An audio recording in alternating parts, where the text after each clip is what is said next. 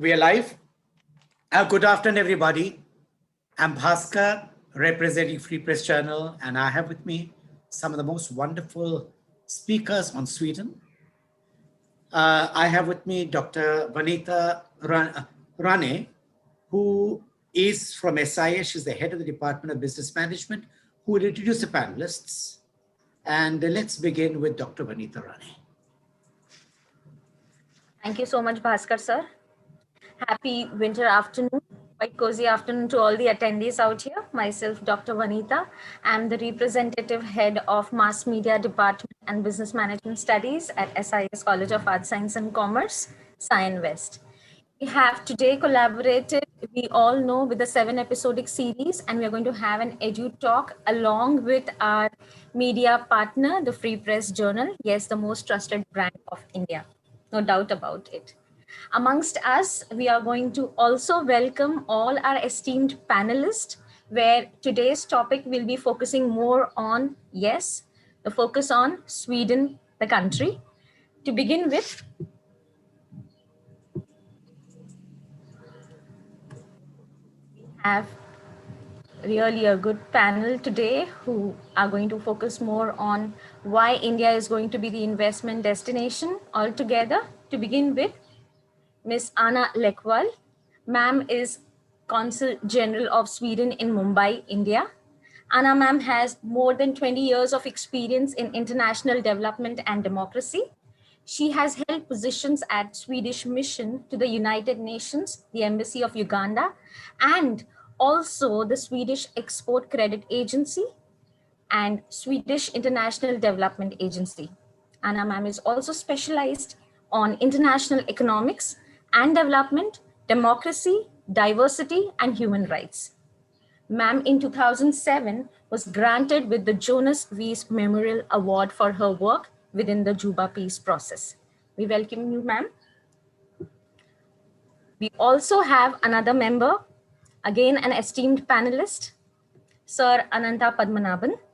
Sir is a managing director at Alfa Laval India Ltd and cluster president for India, Middle East, Africa since January 1st, 2017. Anantha sir has more than 32 years of experience. He was a managing director Alfa Laval Middle East Limited, heading Middle East business operations before taking up the role in India. Sir is a mechanical engineer and has undergone through a management training with Stanford Business School in Ashridge Business School, United Kingdom, and also Marketing Academia, Hamburg. Our third panelist for the day, Anurag Bhaganya. Sir is the Director, Finance and Chief Financial Officer at SKF India Ltd. Sir is managing all the financial strategies, also looking at the financial functions like corporate development, investor relations for the company. It also includes an array of functions which are facilitating various cultural, internal, international transformational initiatives which are designed to enable SKF's strategic vision. Sir has more than 24 years of extensive financial management experience. Anurag sir has worked across various multinational industrial businesses, including Honeywell, GE, Ingersoll Rand, Train, and Eaton.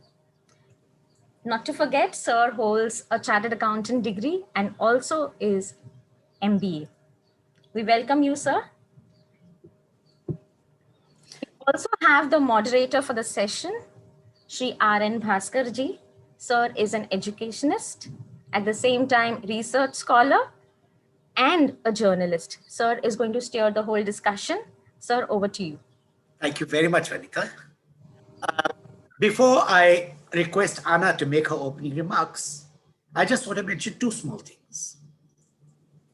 There's a word called sambandh, which means the same thing for the Swedish people and for Indians. It's a relationship. And this talk today is about relationships between India and Sweden, bound by a common word, sambandh. Anna, can I have you making your opening remarks? Thank you so much, and thank you for starting off with the word samband. It's really a word that we love to use simply because it is really showing the wonderful relations we have between India and Sweden, and with the same word meaning the same thing as connection. It's a beautiful way to introduce Sweden and India today. Well, thank you for inviting me to this. It's a wonderful opportunity to be able to talk about our favorite topics, Sweden-India relations and trade and the business development here. So everyone knows, I'm the Consul General, and the Consulate General in Mumbai is started in 2012 as a new mission for Sweden in India, to also really as a step to strengthen our presence. It means I represent Sweden in 3 states, Maharashtra, Gujarat, and Goa. But let me also mention that we work very much as a team Sweden in India. So we are part of a bigger group of government and agencies and trade agencies together with the Swedish Embassy in Delhi, with the Business Sweden agency, as well as the Swedish Chambers of Commerce in India. So we are together a team Sweden and working very much to promote relations and in all aspects, but not least, of course, trade. So yes, I will take you through a little bit where Sweden-India relations are going. Where are they at today? Where is the big picture going? Which are the key areas of partnership? Of course, about what does the trade relations look like today? What is the presence in India of Swedish business community? We'll take you through a little bit of the business climate as perceived by the Swedish business. So those are the key areas. Starting with the relations, it's very clear India is a very highly valued partner to Sweden. We have excellent relationships, and these historic relationships have grown even stronger at a very high level for the past number of years. We've had 20 high-level visits between the two countries in the past 5 years. We've had our prime ministers visiting each other. We have had, and I think the latest, but also the highest level of that was in December last year, where we had our state visit with His Majesty and the King and the Queen of Sweden, also visiting Mumbai for the first time, together with a very high level and large business delegation, showing the incredible interest and efforts and engagement that are between the countries. These visits have not, of course, just been nice, but it's also resulted in a number of key partnership agreements between the countries. And I will then mention a few of those areas where we do have very good, solid partnerships, and we're working very much. It's in healthcare and life sciences. It's in sustainability in a very broad range, from renewable energy, smart cities, sustainable transport, to name a few. We're also engaging and cooperating on women's empowerment, skill development, space and science, and the number goes on. I would say that if you want to summarize the heart of our relationship, it's very much about innovation. We've been very Sweden, and I think everyone cannot be anything but impressed with how the strong winds of innovation are blowing in the Indian society. And India has been a very short time become a global force for innovation, reshaping Indian society, but also the global economy. Sweden on its side is ranked as one of the top innovation countries in the European Union and a world-leading startup nation. Stockholm, as you may know, is second only to Silicon Valley when it comes to unicorns per capita. Those are the startup with $1 billion value. So it's no wonder that the innovation as a theme in our relations is very much a cornerstone of those partnerships, almost regardless of the sort of sector we're in. With all this, we will also say that when it goes to trade and investment, it is really, truly amazing to see that the trade and investment has been increasing. India is today Sweden's third largest trading partner in Asia.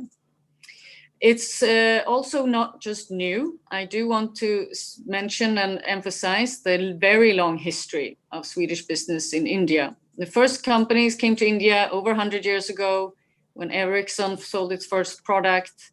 In the 60s, which we will hear more about, this really started to take off, and large Swedish investments have been very clear in supporting India industry. Today, there are over 200 Swedish companies established in India, creating 200,000 direct jobs and over 2 million indirect jobs. It's a clear commitment from the Swedish contributions to the Make in India and to economic growth. And the Swedish business has not only boosted employment and manufacturing, but it also brings with it innovation, sustainable solutions, where Sweden is a world leader. Looking ahead, we see great potential in increased trade, exchange and investments between our two countries. Just to give you some sort of recent numbers, we can say that for the past 12 years, 130 of the companies have entered with investments in India. Half of those are in the business sectors of engineering products, IT telecom, life science and healthcare, and environmental technology. 50 of them are small and medium-sized companies. 55 of them manufacture in India across 75 different sites. I'll continue with some of this. And on the investment side, companies do report investments of $1.7 billion in the last 5 years, and another one is of $1 billion planned for the coming 2 years. And as I mentioned, I should mention even clearer, is the fact that Swedish companies are also bringing, of course, research and development, upgraded sustainable value chains in India, bringing best practices and new age technologies. Clearly, also, as Sweden has some very strong value issues, this is also clearly visible in how Swedish companies in India are both behaving and also engaging. For example, anti-corruption is a very strong value, and it's something it's clearly seen in how the businesses, and also in our business climate survey I'll talk a little bit about, is one priority. Sustainable solutions, green transition is something of a profile issue, and we'll see this grow even further in the coming years. Gender parity, there is a very unique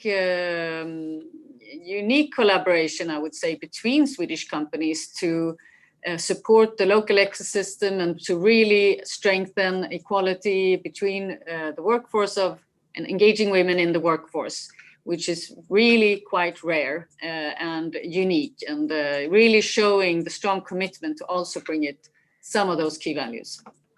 Let me finally say a few words on how Swedish companies perceive the business climate in India currently, and what we need to do and the potential ahead, things that may need to be further developed so that we can attract even more investment.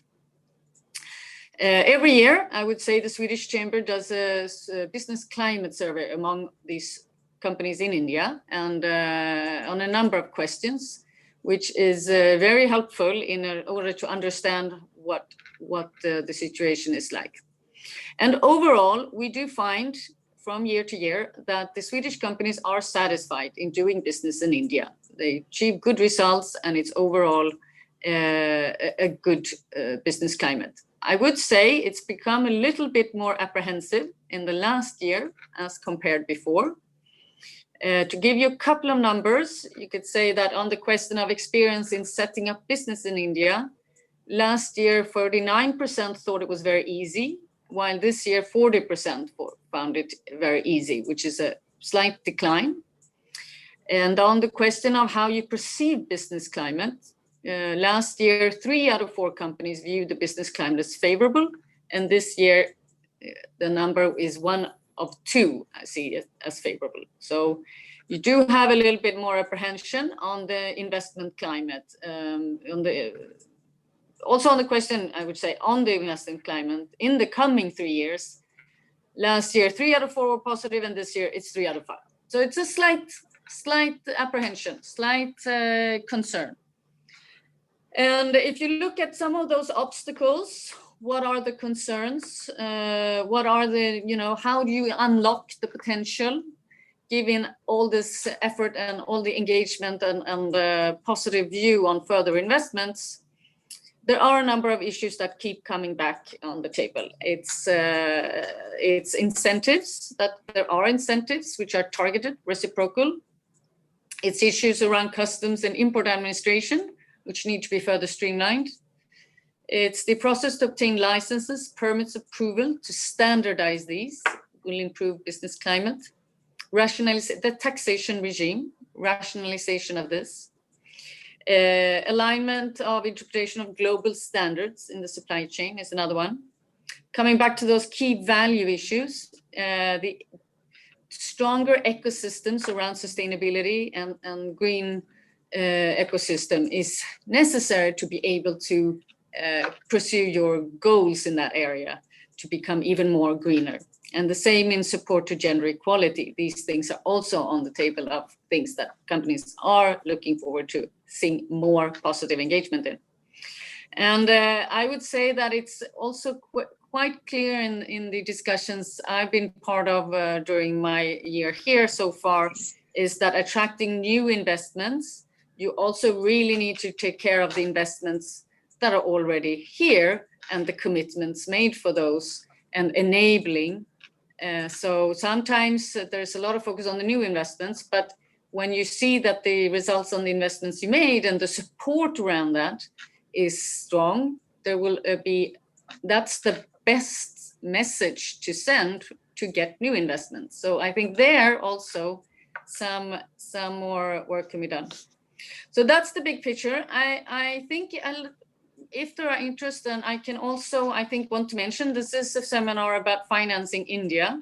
And I'm sure we're not talking about financing as such, but it is worth mentioning because it's a quite unique feature of Swedish trade, is that Sweden can offer very favorable trade financing. The Swedish export credit system is one of our, it's a very strong and government-backed financing solutions for both big export deals and contracts, where you can, two government-backed organizations in Sweden are really working together, both to put financing solution, tailor-made, AAA rated. There are benefits for the buyers, there are benefits for the lender. And there's also a new area there that could be of interest in India, is that since 2019, there's also a possibility to use this very, very favorable financing system for big turnkey projects called the EPCs, with sourcing from Sweden, supported by Swedish financing solutions. And these are currently being enabled in many parts of the world. And I think this can be also an area. I won't go deeper into it today, but just mention this is something that can also be an enabler in many ways. So the potential is huge. We're the whole team Sweden and the Swedish business community here, great relations with India, a lot of opportunities at place, and really, I think we all want to make the most of it for all the mutual benefits we can have. Thank you so much. Thank you, Anna. That was a remarkable perspective, very comprehensive. And yes, there'll be questions, and I'll come back to you again. Thank you. Anurag, could we have your perspective? You belong to the very foundation of engineering. You can't have any engineering project without your products being there. Start. Hey, Bhaskar, good afternoon. Good afternoon, everybody on this webinar today. And thank you for organizing this. This is a very different format. First of all, I must admire the way you've kind of come up with this format. You're focusing country by country, and it provides a perspective in an altogether different way. And it forces us to think, differently in terms of what are those opportunities specific to a country's partnership. So appreciate the format. Anna, great comments. I always had great admiration for the value that Sweden can bring to India investments. And hearing you once again today, it's a reinforcement of all the big opportunities that lie out there, which India can benefit from. So thank you for that perspective. Before I begin, I just want to, give a quick brief about SKF. So SKF, is a Swedish company, but not a lot of people know that it's about 100 years that the organization is already invested in India and operating in India. And we are talking about Atmanirbharta now, and Atmanirbharta for our foreign colleagues here on this call is about sustenance, which is again a very good word that relates nicely with the Swedish culture and beliefs. We are talking about it now in India, but when SKF came to India, it was always focused on local manufacturing for local support to the sector. So, all I'm trying to make a point here is the Swedish companies, when they came and set shop in India, have always had the intent of investing for the long term for a sustainable future in the country. Uh, Before I get more specific into the conversation that we have, I want to also briefly talk about very, very important aspects of SKF strategy. And I'm doing this to give the people on the call a perspective about how Swedish companies think. There are three very strong foundational pillars of our strategy. One is on clean tech. We are talking about how to make our technology cleaner, greener, more efficient, less polluting, and everything that goes along the way to help sustenance. The second is around a circular economy to enable reduction of wastage in the entire process. And the third is about driving a digitalization focus in terms of creating a more effective and more beneficial customer supplier partnerships. So in the approach that you see in our strategy for SKF, it's not just a company specific approach. I think it's a country and its culture, translating into a strategy for an organization and then following through in India. So gives you a perspective how a Swedish organization thinks. When I think about India as a destination for a Swedish company, and lot of people, will relate to it. We often called India in the past as the Sone ki Chidiya. And it truly, in that sense, is a Sone ki Chidiya right now, the way I look at it. It's a country with huge population, close to about 1.4 billion people. To put it into perspective, every fifth person that you meet on the world map is an Indian. And that demography is changing very, very rapidly. And it has two aspects. One is the customer aspect. That means as a consumer, that person who is an Indian has a desire and a need to have globally competitive products and services. The second aspect is as an individual, he's also a service provider to the world. And that's what we've seen in India. So I see this from both of those aspects. So clearly an opportunity. The second aspect about the Sone ki Chidiya that I look at as India is around the growth on the economic front that India is undergoing. We are right now, even with whatever opportunities are out there, India is number 6 probably or number 7 on the global world map, of largest economies. But over the next 10 years, we expect India to become from number 6 or number 7 to about number 3. And that's a huge shift that we are expecting India to go through.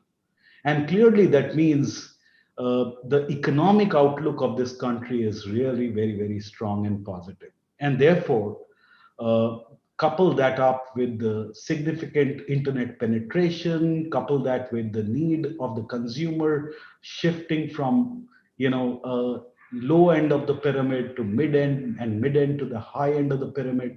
I think there is significant opportunities for developed geographies. In fact, there is a very compelling proposition to not just look at India as a destination to expand business, but also to look at India as a serious potential for growth on a very sustainable basis, because that's where the consumer potential will in the future lie.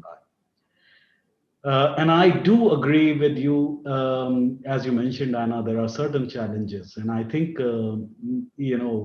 while I do agree, but I also want to reinforce the fact that as a country, we are definitely working through those challenges. And the one that you pointed out, is the tax challenges. It's always been high on the radar for any international organization or multinational. When they look at India as a destination, clearly one of the biggest challenges that they have to prepare for is really the tax. But at least over the last 2 or 3 years, with the significant amount of tax reforms, both on the direct taxes as well as on the indirect taxes, as well as on many of the international taxes that you've seen, I think as a country, we are demonstrating a very strong intent. And, the leadership, the political leadership of the country is following through that intent with strategic changes on the tax reforms. Today, India is one of those countries which has the lowest level of corporate tax rates, with huge economic potential, and the lowest tax rate clearly gives you an opportunity for fresh investments to be taxed at a much lower rate. With the GST and with the complicated structure that India has across 25, 26 states, the kind of GST structure that India has put together in support of digitalization is a learning for the world, and clearly a huge enabler for simplification. So, the point I'm trying to make is there has been a clear intent by the government as far as the tax reforms are concerned, and clearly there is seriousness. The government is focused in trying to get India to become a destination of choice when it comes to international operators. The science and technology and the talent pool that India has clearly is another big opportunity. And that, again, fits in very well with the whole philosophy that Sweden has around developing innovative products focused on science and technology, and driving that knowledge towards our products and services in a much better manner. So I call India Sone ki Chidiya, and I am thinking, since Sweden is the world's global largest exporter of music, maybe this will be music to their ears, and we can make it a good sing song together as we look at the partnership between Sweden and India going forward. I do want to spend a couple of minutes just to talk about a few very specific examples, that we've experienced as we work through our strategies in India. And I want to leave you with 2 or 3 very strong personal experiences as thoughts for you.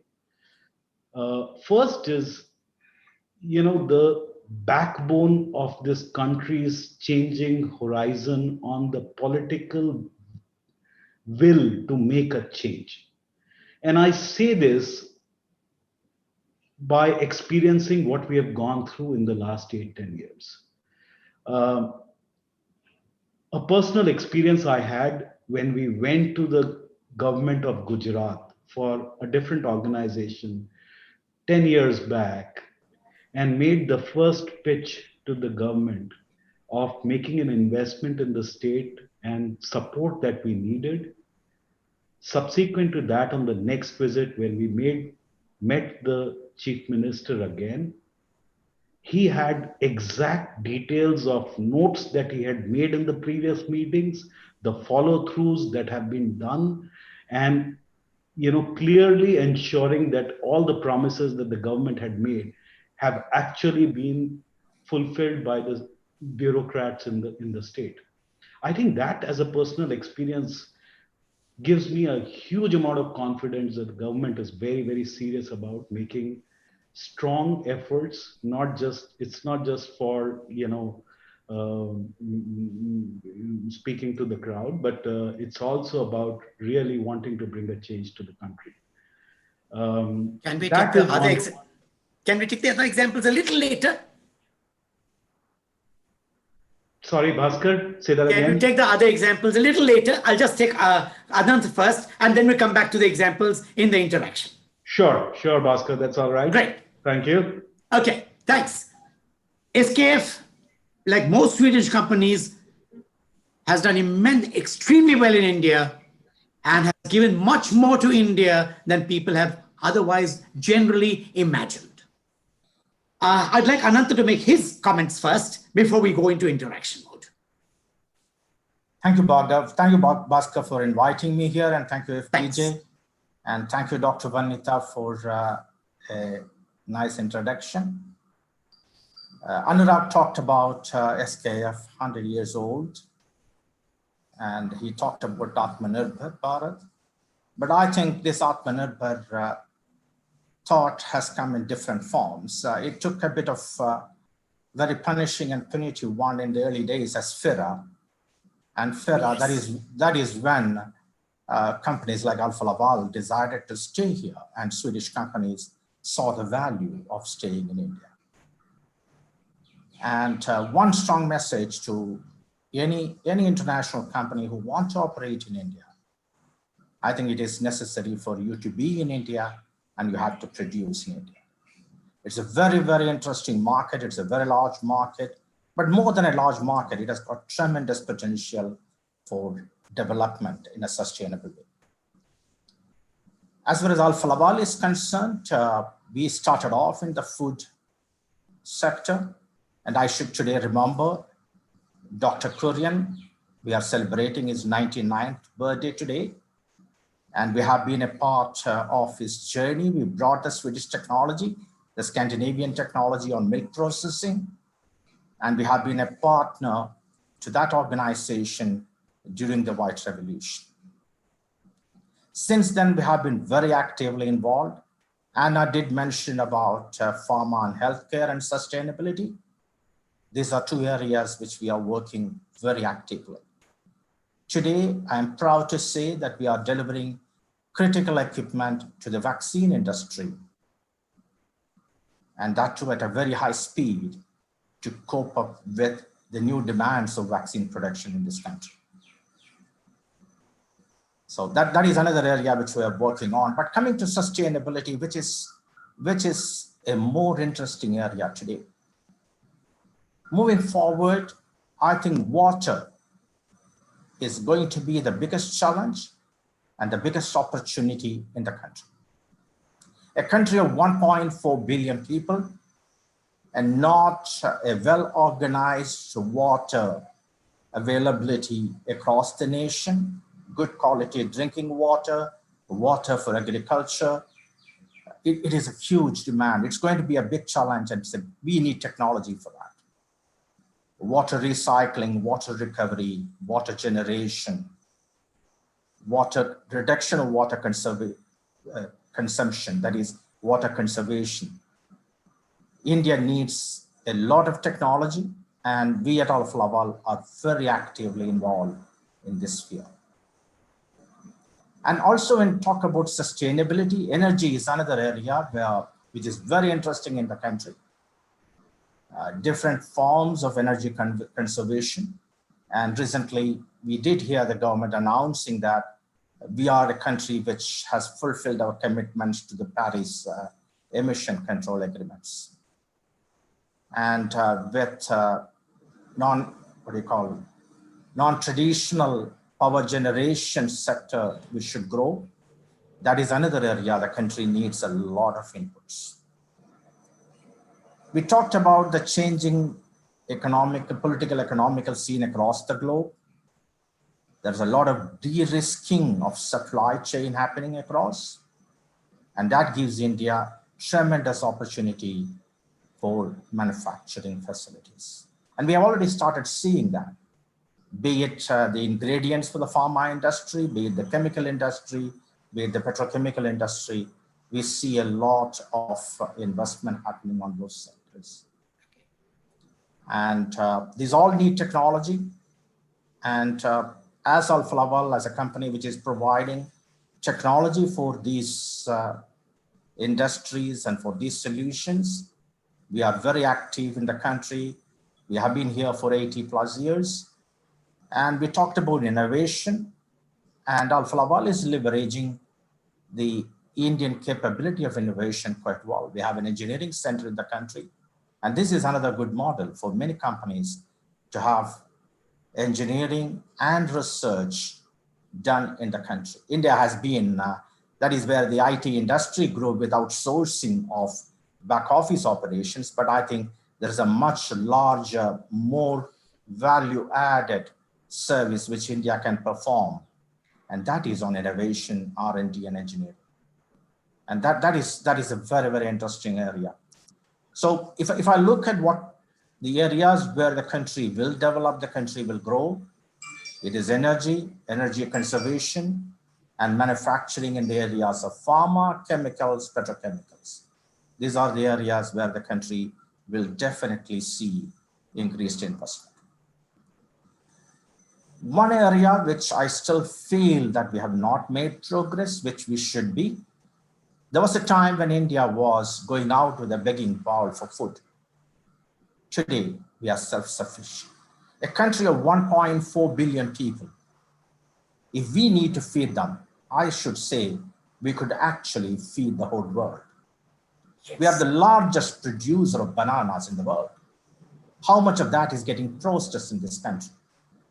Countries like Sweden and the whole of Scandinavia, there's so much of technology in terms of food processing and processing it in a very nutritive way with very high quality. That is what we need. So there is tremendous opportunity for collaboration between Sweden and India in terms of technology, in terms of investment. Now, looking at the challenges, I think Anurag mentioned it rightly. You should not look at India as a market where you can sell.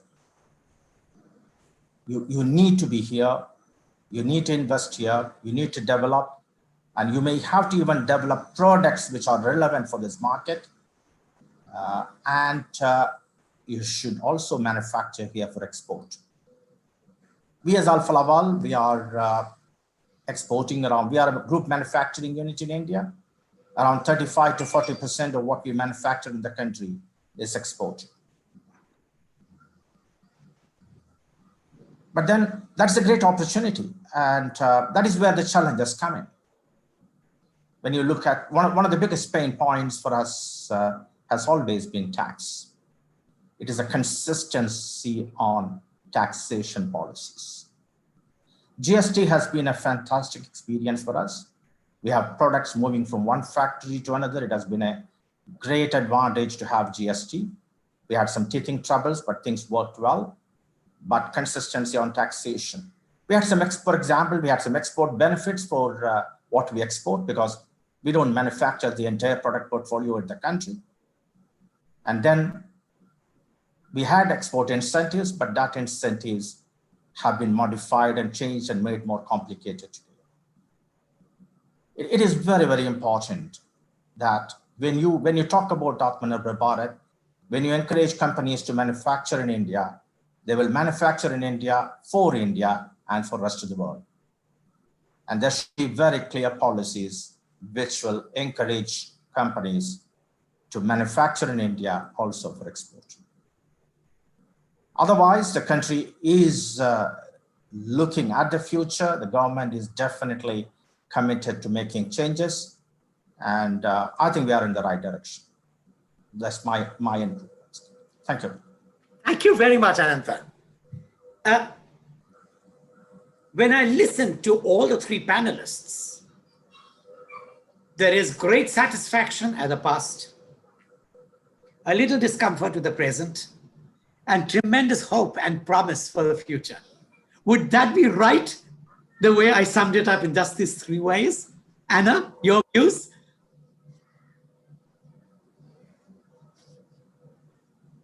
Unmute. I think that's a very nice, nice summary. A lot of good. What did you say? A lot of good results in the back, and also, it's been an increasing Yes. engagement and moving in. A little apprehension about the present, but you have to. I think that has to be taken. I mean, there's still the positive view and approach, but maybe it's. There are some concerns and a little apprehension. Absolutely. Yes. On things not those things that were expected to improve, that they haven't really improved yet. So I think that's the reason. And I do think, and I do see, I have to say, from what discussions we're having, from how companies are thinking generally, there is a hope for the future. There's a very long-term view, I would say, and I think both this has been made clear here today, that the companies are they move in to be very committed, and it's a very long-term investment. And even when the pandemic hit, everyone was concerned what's going to happen now, and of course it's been a huge challenge. It is a huge challenge, but there's still a long-term investment perspective. There are still plans to expand. So I would think, yes, I would agree with you. I think that is a nice summary. And I think the apprehension and the hope coexist together. Okay, thank you very much. I'm sure that my reasoning was right. Okay, Anurag, one question to you. SKF has been, in some ways, one of the most solid companies for investors. But it's remained in the background, even though it's a very powerful company. No engineering company in India can do without SKF. Where do you see going from here? Will you be a little more visible? Will you create more opportunities? Will you create more jobs? Will you expand further? What's your view about your company? Okay, Bhaskar, so you have your punching bags out, looks like. No punching bags, just the vision statement. All right. So, Bhaskar, first of all, we talk about SKF as an organization which is rotating the world, okay? Yes. We make bearings, so everything that moves, everything that rotates, SKF is enabling that movement. Yes. 2020 has been a year where a lot of this movement has got curtailed, and therefore there are certain, challenges that we will all go through. Yes. But I think in the process, over a long term, let's say 4 or 5 years, Bhaskar, our vision has never been diluted ever. We are as focused on our strategy as we were last year and this year, in spite of these challenges. I'm not surprised. And one of the strongest reasons for that is, the strategy is so deeply ingrained into the value that we are wanting to create for A, the customer, and B, all the other stakeholders, that it simply doesn't change because of one COVID or the other. Yes. We are committed to making investments. We've never been shy of making investments. Every year we make close to about 200 to 300 crores worth of investments in the country, and we will never go less than that. Wow. In addition to this, we are making strategic investments. During the pandemic, in the last 6 months, we just created a full 100-member shared services organization in India, serving all of Southeast Asia and Pacific. Wow. While people were letting people go, we were actually on the spree of hiring. Good show. So, it's just that we don't talk too much about it. I know. And we do our job, and, and that's kind of the approach that I think we are comfortable with. We don't really want to play it to the galleries, but really more focus on, doing the right thing for our stakeholders. So you are hopeful about the future for yourselves? Oh yes, 100%. I Good, think Sean. I will do a triple thumbs up on the statement that you made earlier. Extremely, extremely positive about the future. Brilliant. Anantha, you are into almost every other activity that SKF is not in. SKF is focused on engineering. You are into almost everything, processing, food, whatever. In your understanding, which are the sectors that are likely to invite the maximum investment? Water is one that you mentioned. Food processing is another. Any other areas that you see investments pouring into? Chemical industry. Chemical, okay. Which is also an effect of the de-risking of the supply chain. Okay. And that will be a big So India one. is going to be a big beneficiary of that. India should. India is already a very strong player in organic and organic chemical production. So this should really, and our scale of operation should go up substantially. The difference between India and many other countries is that we have quite a lot of small and medium-sized companies and not large scale. So it will grow. It will grow quite a lot. Okay. You also look after many other countries in this region, in the South Asian region. Now, because you look after so many countries, how do you see India's growth performance compared to other smaller countries in the region?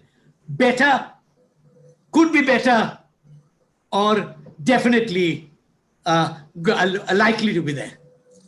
It's an unfair comparison, but then I was excited when I was in Bangladesh. Okay. And I was impressed. The speed at which things happened, the infrastructure, and actually it was more than that. It was the attitude of the business people, their willingness to invest. In India, whenever I speak to some of the, because we are mainly capital equipment manufacturers. So when I meet some of the top company leaders, they had shown last 2 years, they have always shown some reluctance in investment. But Bangladesh was very optimistic. They wanted to invest, and the infrastructure in the country. I was quite impressed. So, but then it's unfair to compare India and Bangladesh. I agree. But the positive feeling was so good. I felt so good listening to them. So would it be fair to say that India must improve the way in which it encourages capital investments in India? Absolutely, absolutely. And this would also go well with Anna's statement at the beginning, where you need to have mechanisms to make sure that investors feel a little more comfortable. Yeah, I think it is not just tax rebates or some concessions. It is much more than that. There is a catalyst needed, which will actually make the investors put money in. Excellent. Anna, coming back to you. Since you represent your country, and since basically the bedrock of relations is policies that enable business, wouldn't an FTA or a bilateral treaty between two countries enabling more commerce, enabling more trade, assist that activity?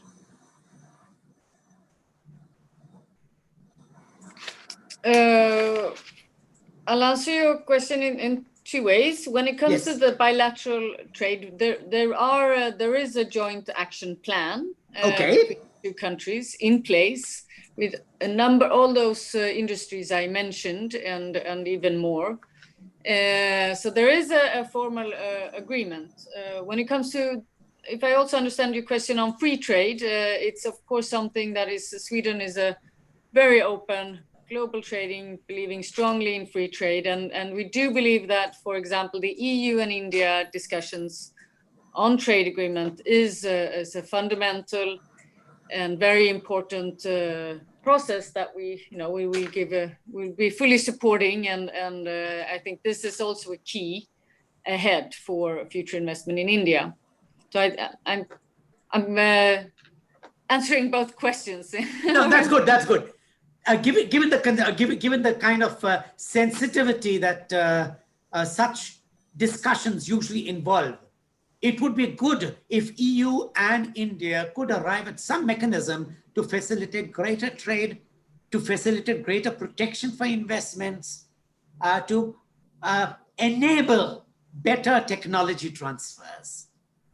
I know that this is a key thing in you talk about other Asian countries, and I'm not an expert on it, but some of the things I'm hearing from certain companies is that sort of a trade agreement with the EU is a very strong basis for increased investment and trade. So I think that will be, and it is happening. There are discussions. There are movements in that, and there are positive perspectives on both sides to go there. So, but it's not. I'm not an expert on the details of it. It's still work in progress. Overall, it's something that is. I think we're all looking as a big potential. Brilliant. Okay, I don't want to ask any more questions because I know there's an audience there. And let me ask Dr. Vanitha Rani to come in and with the questions that the audience is asking. Thank you, sir. It was really a thought-provoking discussion altogether, and most of the questions are being answered. But then we have one audience who is repeatedly asking about, especially the question is for Anna ma'am. Ma'am, when we talk about Sweden and India joint innovative partnership, we would like to know what is the progress, and are you all ready for investing in startups? What kind of encouragement are we giving for startups?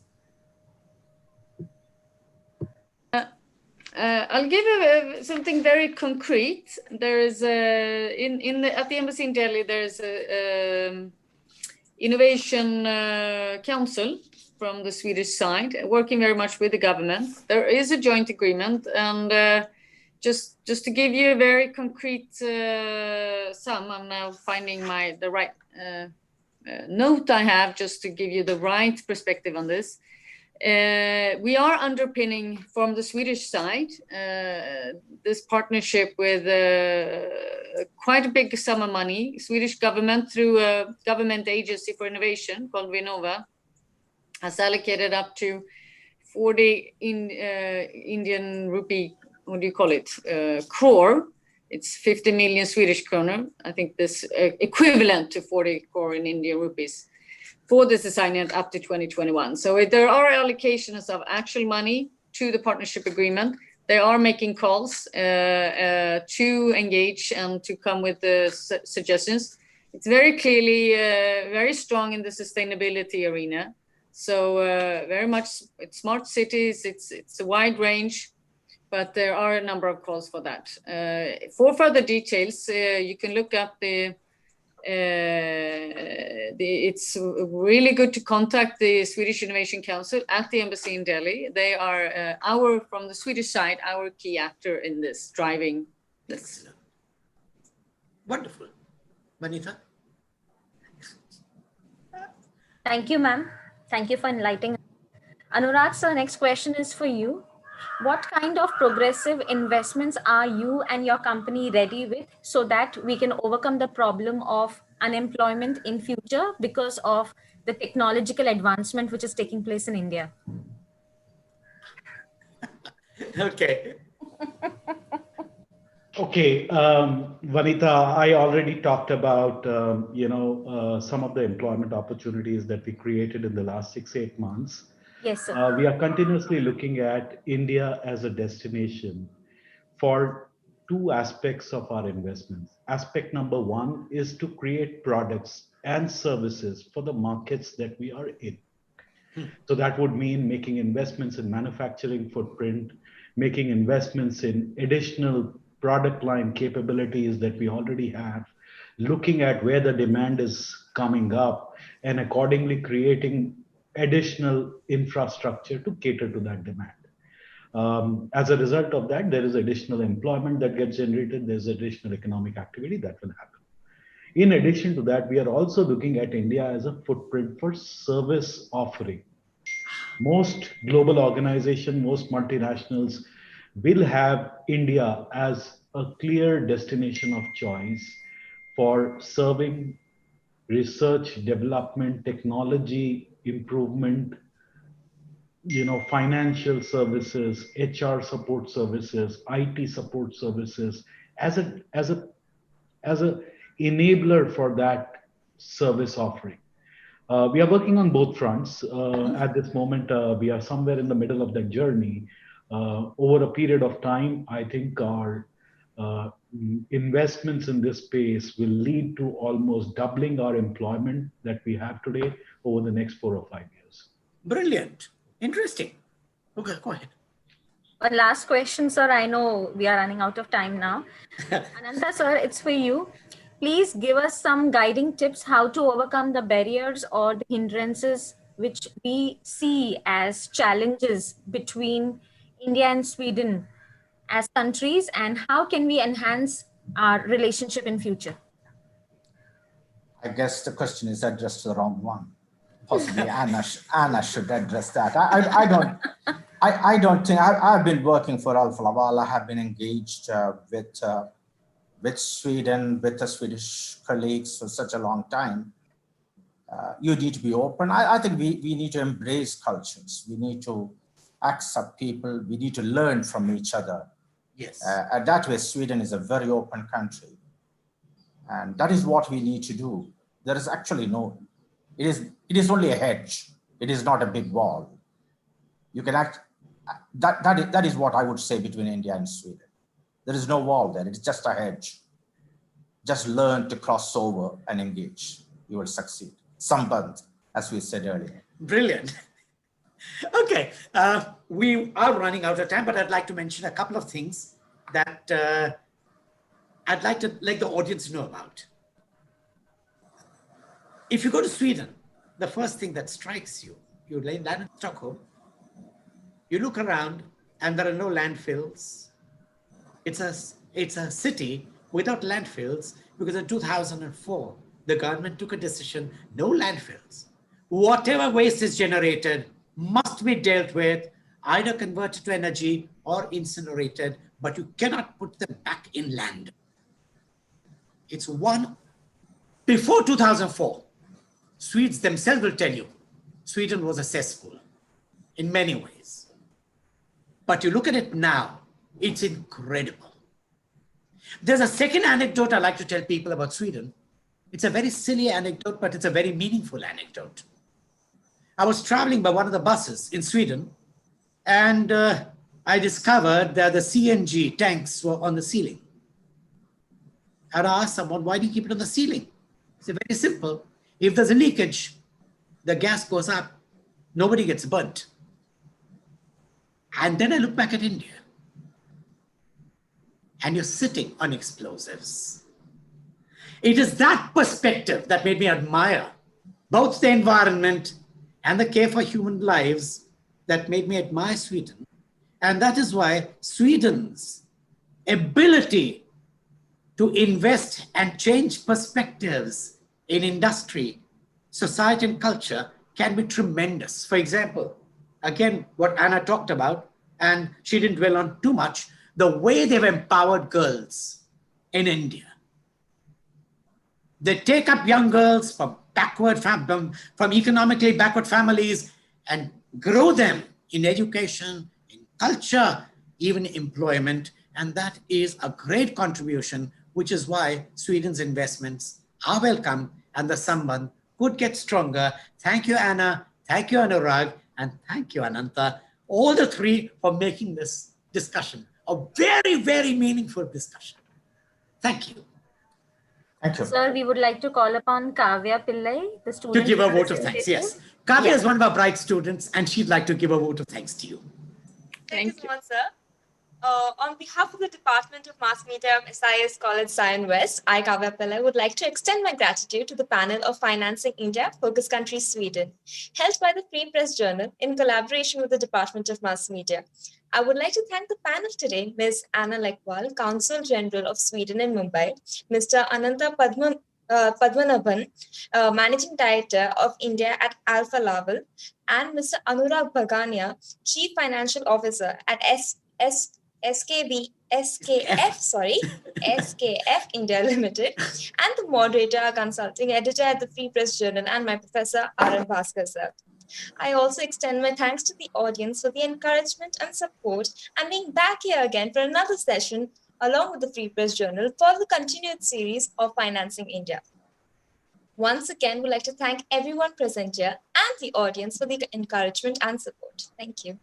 Thank you, Kavya. Thank you, audience. Thank you, Vanita. Thank you, my panelists. Thank you so much.